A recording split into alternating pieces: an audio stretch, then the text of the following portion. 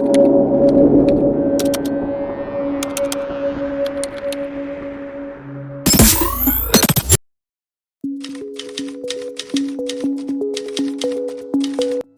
right, I'd like to welcome back Dr. Claire Flaherty and yours truly, Christopher Nowlin, here with our Brain Talk session today. And that is our Brain Show, Brain Talk. It's a show, right? And it's episode number 2. And we're kind of off stemming, obviously, our discussion about dementia, which is such a broad topic. We kind of talked more about FTD our first time. But in the brain news is this new drug. Dr. Flaherty. Can you kind of pretty much introduce this drug and what it means overall?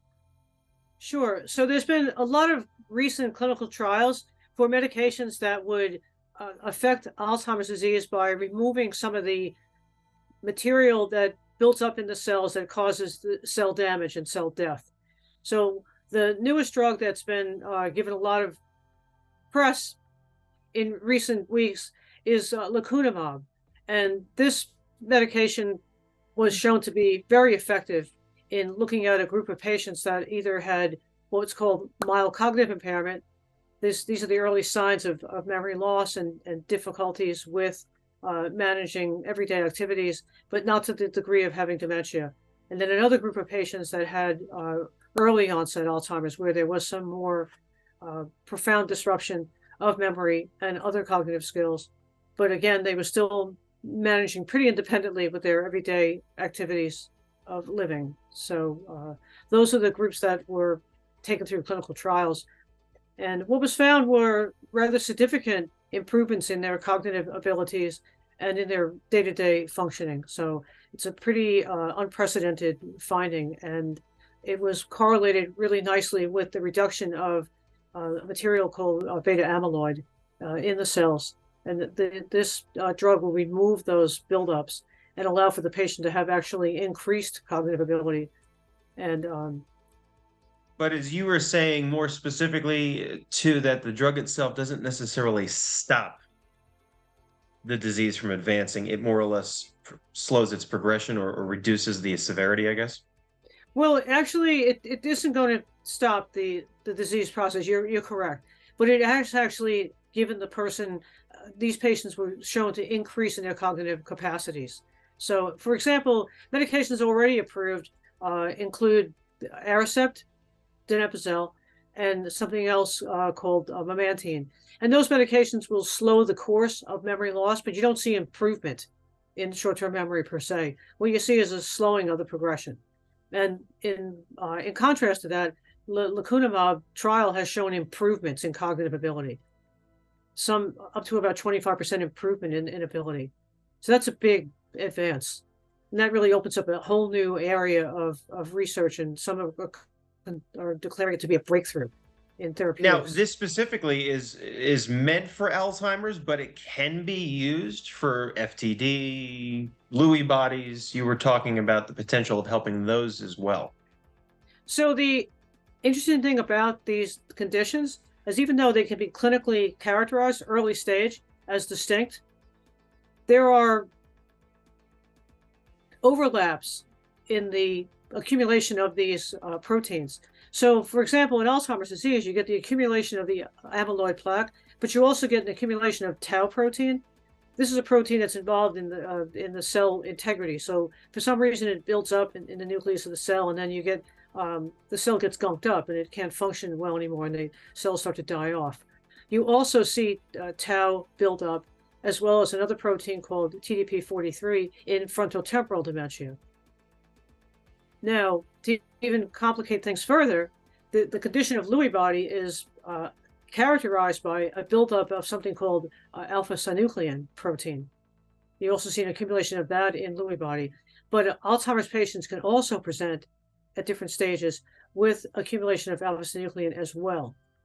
And there's been some research for maybe over a decade to show that there's a synergism there that can occur, where the accumulation of one of these proteins can actually facilitate accumulation of the others. And so you often see them you'll see, when you see one, you'll see another, but the one that's more prominent gives you the characteristics of that disease. So when it comes down to, which I find is fascinating, but like when we talk about how does it impact overall, or potentially how could this help with behavioral cases? Well, in most cases, obviously our behavior is impacted by these diseases, but is there any insight on that? Well, that's a good question because one of the hallmarks of Lewy body dementia is visual hallucinations. So even though in other conditions like Alzheimer's and FTD, less so, but you can see hallucinations in other dementias as well. But it is a characteristic of Lewy body somewhat earlier in its presentation. So the idea of having a medication that can reduce the concentration of amyloid plaque in Alzheimer's, if you think about these proteins that they can impact each other synergistically, if you're not getting the buildup of amyloid, if you're controlling that buildup, you may also be controlling the buildup of alpha-synuclein and tau, and potentially TDP-43 as well. So these medications have application to other dementias, even though it was initially studied in Alzheimer's disease. It's just fascinating. I mean, you think about, how far we've come in, I guess, in research, and you would know, and studies have been so extensive. When we talk about these specific drugs, so if you have one drug like this, would that eliminate the need, do you think, for other forms of, if they're, because I know that some forms like FTD, they've taken or prescribed like an antipsychotic. Would that reduce the need for those other drugs, or would they work together? Do we know anything about that? Well, that's the absolute goal. The potential would be that if you can stop the condition from advancing, you're not going to get to an advanced stage where a person is, their whole brain is compromised. So clearly, Alzheimer's patients, one of the characteristics of the advancing condition is people do have hallucinations. I know many of my patients will present that way as they advance. Where in Lewy body early on, they have visual hallucinations. But I had many advanced patients with Alzheimer's where, for example, the family member will tell me that they come to visit the family, they come to visit their parents, and the mom has Alzheimer's that's advancing. And the daughter goes to sit down on the couch near her mom, and the mother will caution her, "Oh, don't sit there. Her little girl visitor is sitting there." Mm. So the mom has a visual hallucination of a little girl that visits her in the afternoon and watches television with her. And it's so vivid that she cautions her daughter not to sit there because the little girl is sitting there.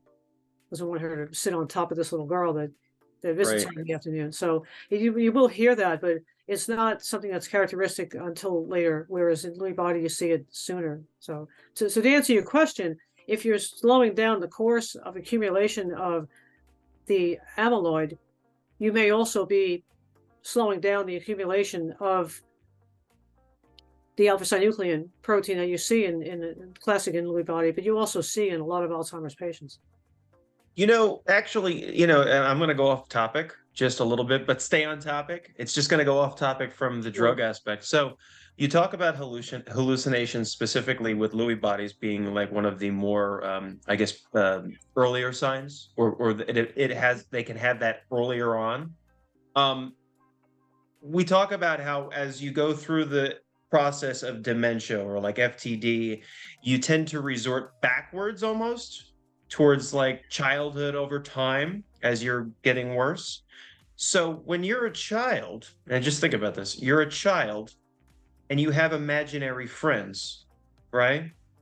Kids have that idea that they have imaginary friends. So is there any way, or has there been any study in hallucinations with these patients, that could they be resorting back to a child themselves, and that is their imaginary friend? Well, I think it's a very interesting hypothesis. I can't say I know anybody who's ever studied that, but I can certainly see that like the brain has a substrate for that at a certain developmental stage. You're absolutely right. I don't think I'm the only one that would admit that they had imaginary playmates as children. So It's just fascinating. yeah, You think about it. yeah, there's a certain stage developmentally where children will have imaginary playmates, but they're reaching that stage when we go through, of course, much earlier. We go through object permanence. Somewhere around 12 to 18 months, we realize when mommy leaves the room, she still exists. She hasn't Right. disappeared. And then when we're younger, maybe like 2, 3 years old, we still have this idea of like living in a rich fantasy life. And some would argue that it's a shame we lose it. And some people in scientific research would argue they never have. But we do reach a stage Interesting. where we understand that what we are imagining is not real. And so Okay, so not for anything, but isn't that a whole other topic for another great brain talk? I'm just saying that out loud because I think it is. That's interesting. well, we can probably do a developmental topic one Huh. week. Right now, I would say that there it's roughly analogous, but I don't think that we're revisiting the same substrate that gave us that lack of sense of reality to begin with. But Right, there is right. a certain it is an interesting idea though that we do then go through a stage, but it's very different than but analogous. Mhm. And I will say one thing about Lewy body, that condition, it's very characteristic that people will wax and wane. They will have, unlike say frontotemporal disease, which continually progresses. It's described as insidious onset and stable progression. Lewy body patients will show bouts of clarity, and then they wax and wane as they're Okay. advancing. So that makes the condition. That's characteristic of Lewy body. So comparable to FTD, but not the same. Right, it's a different condition. Some of the clinical presentation will be determined by where, what part of the brain is having disruption of their cells.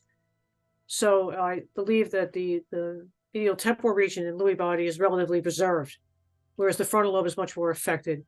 In FTD, you have disruption of the frontal and temporal regions, with of course different protein accumulations in the early stages. Okay. So where you're going to see tau and TDP43 in frontotemporal disease accumulations as the condition's presenting itself, you'll see alpha synuclein in Lewy body, more so in the frontal lobe. So the fascinating thing to me, like for somebody with these diseases, I mean, concentrated more. You're talking frontal lobe when we talk about Lewy bodies and FTD. Those are both frontal. And then When temporal lobe. The temporal lobe has a role, but the frontal lobe is what gives you that characteristic presentation of dysexecutive functioning. But when it comes to, okay, just quickly going back to this drug, so it's geared for all, but it was studied for Alzheimer's specifically. So would you say there could be a difference in reduction of severity based on the actual dementia that person has? That makes sense. I think that makes sense because when this drug targeted the beta amyloid protein accumulation. So it will target beta amyloid.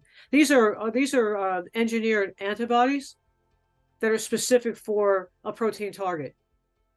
So they're going to target the beta amyloid accumulation, which is the hallmark of advancing Alzheimer's disease. But what I was getting at is that we know that from a lot of research that there is a synergism between these proteins, and when you see one, you'll often see the others. So Okay. maybe one is more prevalent, but my thinking is that if you are slowing down the course of the beta amyloid accumulation, you may also be indirectly affecting slowing down the course of the tau protein that might also present in that Alzheimer's disease patient. So when we are able to do that, and as we continue to study the mechanisms behind that, we may also be able to understand how we can then extrapolate that over into some of the other conditions. That's So, interesting. yeah, so there's something about these proteins that show up, and there's at different stages and different concentrations in different brain regions, but there is a synergy between them. So if we can unlock that through the Alzheimer's research, because Alzheimer's being the most prevalent condition, most of the research is targeted for it, understandably, rightly so. So, and keeping in mind that we're also an aging population, Right. so it's having the greatest impact on our society. Mm. And I mean, when we think about the one thing that you had mentioned, you talked about this. Sorry, I had actually a couple of different thoughts going on at once. But this one thought specific to, you talked about gunk buildup when this goes on in your mind, in your brain, this change, and leading to dementia or leading to Lewy bodies or or whatnot. Do they do studies on exactly what could be causing that buildup? Or is that a Well, whole nother topic? no, it's a $64,000 question though. Like we're not there yet. There are the newest studies, including studies at Harvard, are looking at healthy individuals that have higher levels of amyloid. But again, they're targeting them with specific antibodies that have been engineered to target the amyloid and remove it. So we're getting closer to that kind of that level of research. We do understand that the condition of Alzheimer's disease begins somewhat close to 2 decades before you actually see any kind of clinical presentation. Something is going on in the cells early that's setting up the vulnerability for Alzheimer's later. So going back to look at individuals that are still healthy from a cognitive and behavioral standpoint, but have higher levels of amyloid in their cells is where we're at right now. That's where we are. What we want to get at, and this is just my thinking, I'm very focused on the endocrine system. And since the endocrine system regulates the immune system, I do think that we have to try to understand better how the endocrine system dysregulation is leading to immune dysregulation. And so we're a long way off from that, but we're making progress. Which I find that, that's a topic again in itself, how we can link that into more discussions here. And obviously, we are just getting started here on Brain Talk. And, I find it fascinating. I think your work is amazing. You have quite the connections at Penn State Hershey Medical, but Penn State as a whole. And, we're just going to have a multitude of discussions here. And this is just getting started. Okay, well, thank you very much. And you have fascinating questions, so you keep opening up doors. So we'll see what we can find. Yes.